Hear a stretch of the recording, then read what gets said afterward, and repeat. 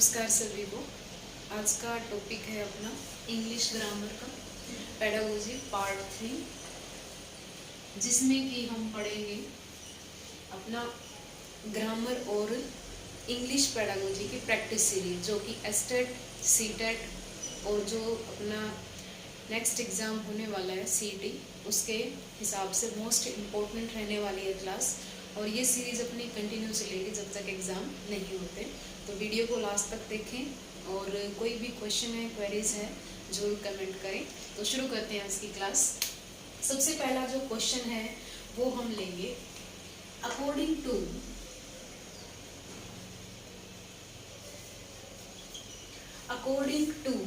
the observation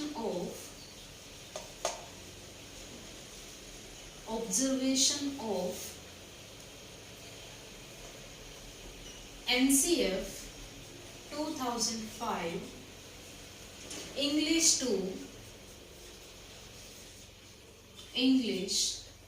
2A dash language in India, यानी कि हम कहेंगे कि एनसीएफ के ऑब्जर्वेशन के अकॉर्डिंग इंग्लिश को कौन सी लैंग्वेज बताई गई है। ऑप्शन में है, फर्स्ट ऑप्शन है आपका फॉरेन लैंग्वेज, सेकंड ऑप्शन है सेकंड, थर्ड ऑप्शन है जी फर्स्ट, और फोर्थ ऑप्शन है ग्लोबल। अब अकॉर्डिंग टू एनसीएफ जो इंग्लिश लैंग्वेज है उसको हम कौन सी लैंग्वेज बताई गई है, भारत में कौन सी लैंग्वेज बताई गई है। तो यहाँ पे जो इंग्लिश है वो आपकी क्या होगी, सेकंड लैंग्वेज मानी जाती है। फर्स्ट लैंग्वेज इंडिया में कौन सी मानी जाएगी, हिंदी, जिसको हम मदर टंग बोलते हैं। ठीक है, मदर टंग बोलते हैं, हमारी मातृभाषा। इसको हम नेटिव लैंग्वेज भी बोलते हैं, और इसको हम फर्स्ट लैंग्वेज भी बोलते हैं। फर्स्ट लैंग्वेज जो बच्चे की होगी वो होगी हिंदी। ठीक है, ऑफिशियल लैंग्वेज भी इसको हम कहेंगे, हिंदी को हम ऑफिशियल लैंग्वेज भी, कार्यकारी जो भाषा है उसको भी हम कहेंगे। इंडिया में जो ऑफिशियल लैंग्वेज है उसको हिंदी माना गया है। ठीक है, तो इंग्लिश क्या है आपकी second language. Clear. Next question लेंगे हम।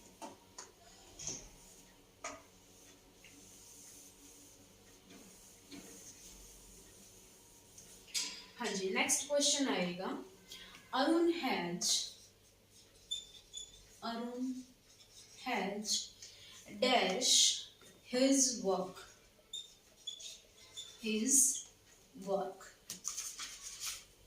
ऑप्शन है, फर्स्ट ऑप्शन है कंप्लीटली,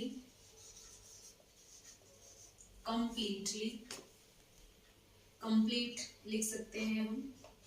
सेकंड ऑप्शन है कंप्लीटिंग, थर्ड ऑप्शन है जिसमें बताया गया completely,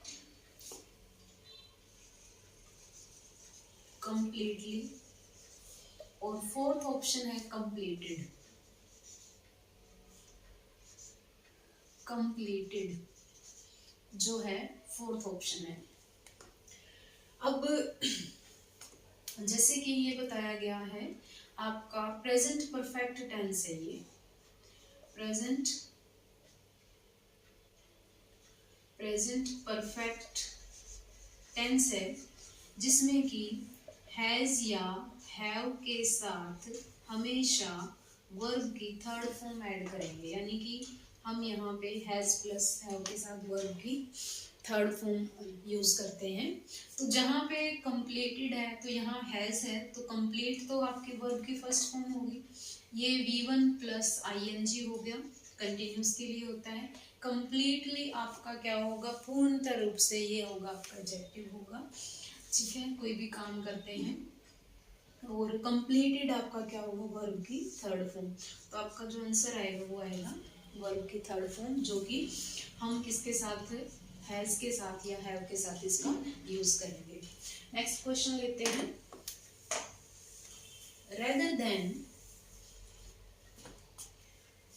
rather than dash others, rather than dash others, why do not या फिर don't you look for your own mistake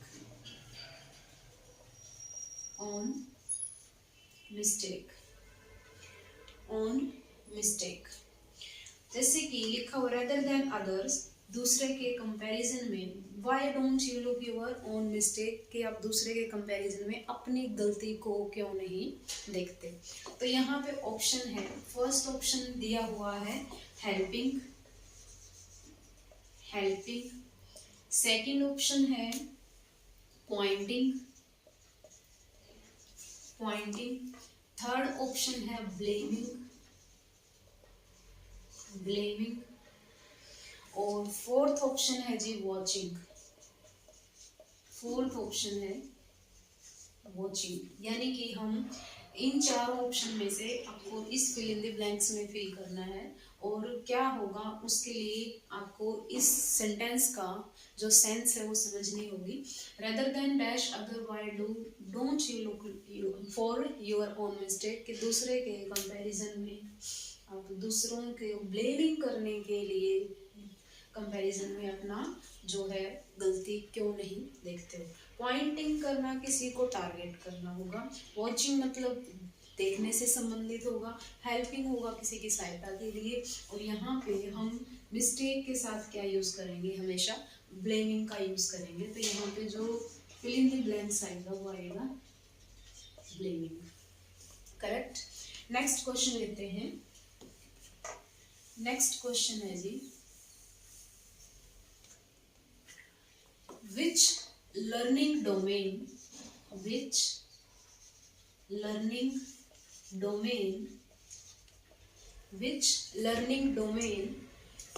constitutes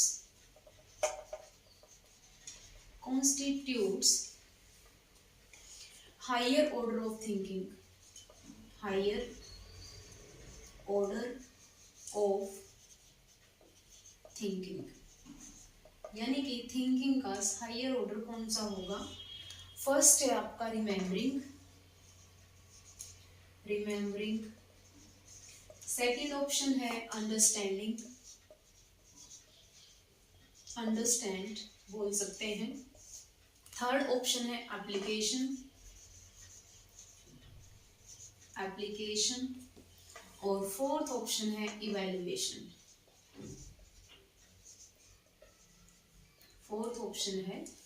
evaluation.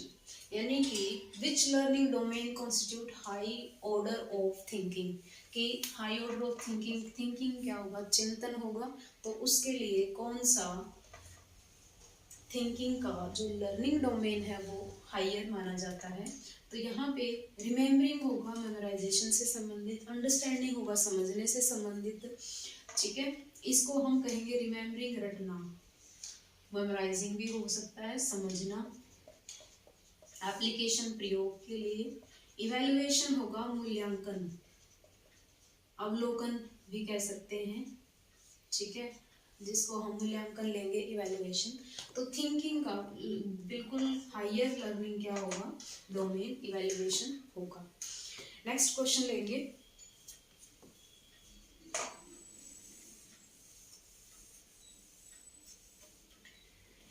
एक वर्ड है ग्रीट वर्ड है, इसका हमें बेस्ट एक्सप्रेस मीनिंग जो डिनोट करता है उसको चूज करना है। फर्स्ट ऑप्शन है जी, फर्स्ट ऑप्शन है होस्टाइल, सेकंड ऑप्शन है वेलकम,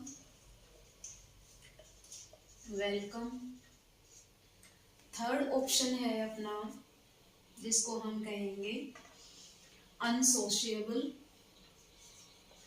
अनसोशिएबल। और फोर्थ ऑप्शन है जी, जिसमें लिखेंगे हम अलूफ।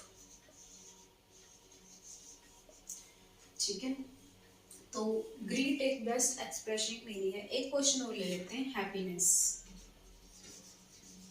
हैप्पीनेस, हैप्पीनेस का हमें भी सिमिलर वर्ड ही बताना है, दोनों इकट्ठे हैं ये, इसलिए मैं इसके साथ कंटिन्यू कर रही हूँ। ठीक है, बेस्ट एक्सप्रेशन मीनिंग बताना है हैप्पीनेस का। ऑप्शन है आपका ग्रीफ, सेकंड ऑप्शन है सोरो, थर्ड ऑप्शन है मिस्ट्री, मिजरी, मिजरी जिसको बोलेंगे, और फोर्थ ऑप्शन है आपका ब्लिस, ब्लिस। हाँ जी, बेस्ट एक्सप्रेस मीनिंग बताना है ग्रीट का क्या होगा। अब हम ग्रीट को वर्ड, हम किसी भी ग्रीटिंग करते हैं, यानी किसी को हम सत्कार करते हैं, किसी को हम विश करते हैं, तो उसके लिए यूज किया जाएगा वेलकम वर्ड होगा। ठीक है, बेस्ट होगा ये।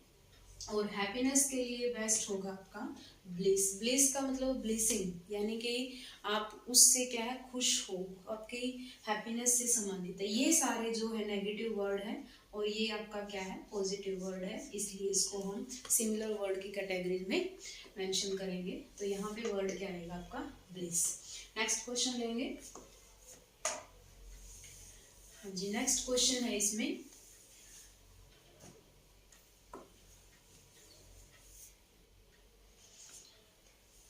what is the state of English language? English language, first option है official language, official language. Second option है regional language, regional language. Third option है फॉरेन लैंग्वेज, फॉरेन लैंग्वेज। और फोर्थ ऑप्शन है जिसमें कि लिखा गया है associative, associative official language,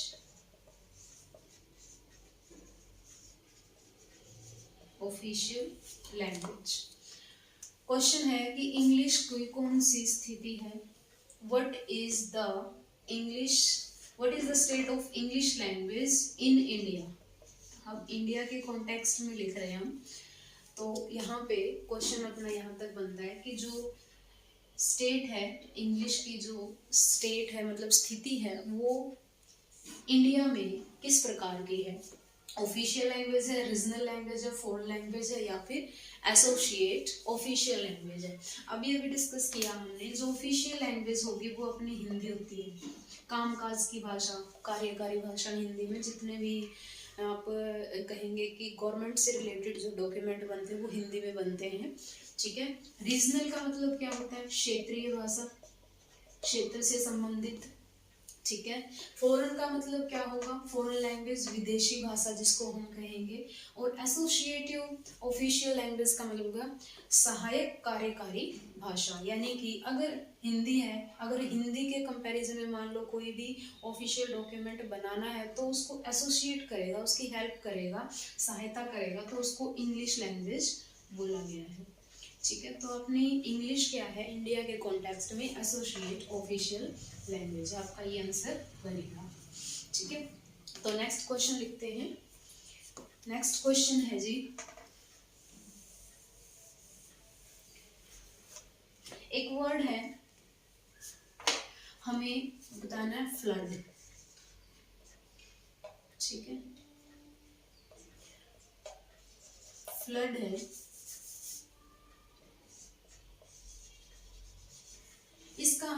opposite word बताना है, अपोजिट जो शब्द है वो बताना है इसमें। एक ऑप्शन है ड्रॉट, DROUGST। सेकंड ऑप्शन है ड्राई। थर्ड ऑप्शन है इसमें लिया गया है साइक्लोन, साइक्लोन। और फोर्थ ऑप्शन है यहाँ पे डेजर्ट। अब एक क्वेश्चन और इसी से रिलेटेड है लिबरल, लिबरल इसका भी हमें अपोजिट बताना है, ठीक है, अपोजिट बताना है। ऑप्शन में दिए हुए हैं irrelevant, irrelevant, relevant. Second option है जिसमें कि लिया गया है फ्री। थर्ड ऑप्शन है जिसको हम कहेंगे सेंसिटिव। और फोर्थ ऑप्शन है जी जिसमें हमने बताया था इंटॉलरेंट, इनटॉलरेंट, इनटॉलरेंट वर्ड लिया गया है, ठीक है। तो ये इनका अपोजिट बताना है। फ्लड क्या होता है? फ्लड होती है बाढ़, ठीक है, और इसका हमें अपोजिट बताना है। ड्राई होता है सूखा। साइक्लोन क्या होता है? साइक्लोन क्या होता है? साइक्लोन कहाँ आते हैं?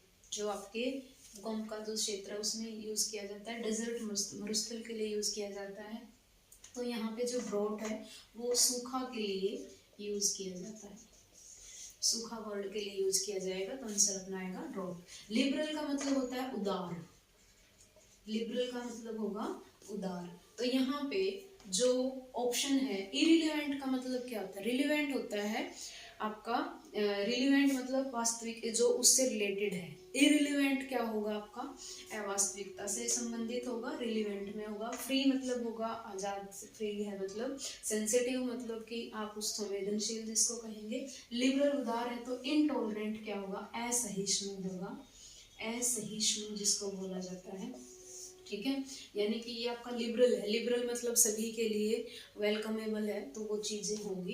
यानी कि उदार है जिसको हम सहिष्णु भी बोलते हैं, और सहिष्णु को जो आपका अपोजिट लेंगे वो असहिष्णु बोला जाता है। तो यहाँ पे अपोजिट मीनिंग ये था। नेक्स्ट क्वेश्चन है,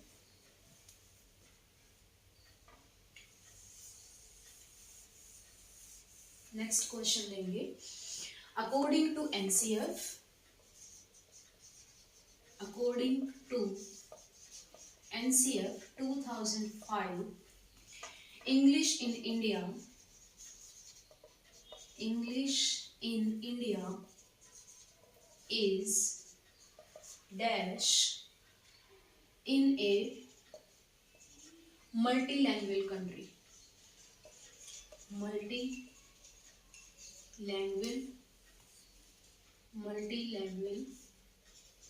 country। ऑप्शन में दिया हुआ है फॉरेन लैंग्वेज। सेकंड ऑप्शन है ग्लोबल लैंग्वेज। थर्ड ऑप्शन है associative, official language, official language. और फोर्थ ऑप्शन है फर्स्ट लैंग्वेज।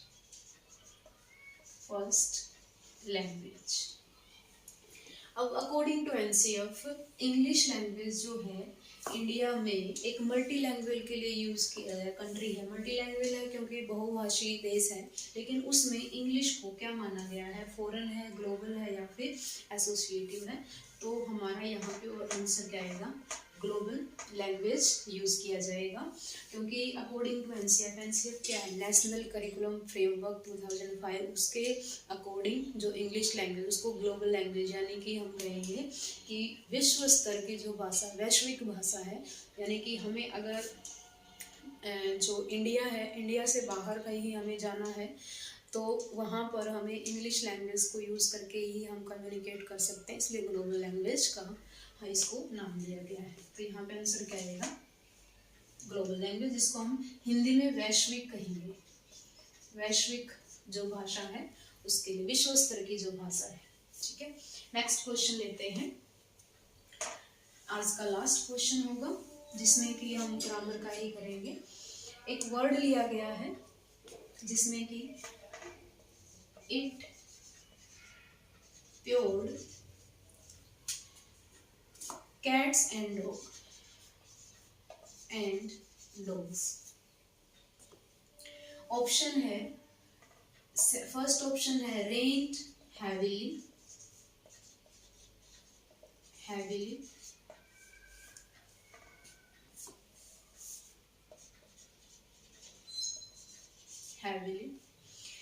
सेकेंड ऑप्शन है रेन लाइटली, थर्ड ऑप्शन है जिसमें लिया गया है ड्रेजल, वर्ड लिया गया है डेजर्ट, और फोर्थ ऑप्शन है हेलस्टॉर्म, हेलस्टॉर्म्स। हाँ जी, ये क्या आपका इडियम फ्रेजेस है, मोस्ट इम्पोर्टेंट यूज करते हैं, आइडियम जो फ्रेजेस यूज करते हैं उनके लिए क्वेश्चन आता है इसमें से आपका, तो तभी इंक्लूड किया क्लास में। It poured cats and dog, यानी कि हम कहेंगे कि life of cats and dogs क्या होगा, रेन्ड हैवीली, यानी कि बहुत भारी वर्षा हो रही है, भारी वर्षा के लिए इसका यूज किया जाता है। ठीक है, तो ये आपका क्वेश्चन था जो कि इसका आंसर आएगा रेन्ड हैवीली। और आज का जो सेशन है वो हम कर चुके हैं, जिसमें कि ग्रामर के जो क्वेश्चन आंसर थे हमने किए, और लैंग्वेज से रिलेटेड जो इंग्लिश लैंग्वेज है वो आपका किस टाइप की लैंग्वेज है उससे रिलेटेड क्वेश्चन किया according to NCF, according to India context. तो आज के लिए इतना ही, बाकी करेंगे नेक्स्ट क्लास में। क्लास को एंड तक जरूर देखें और अपने वैल्यूएबल जो सजेशन है वो जरूर दें। थैंक यू सो मच, आज के लिए इतना ही। Thank you so much.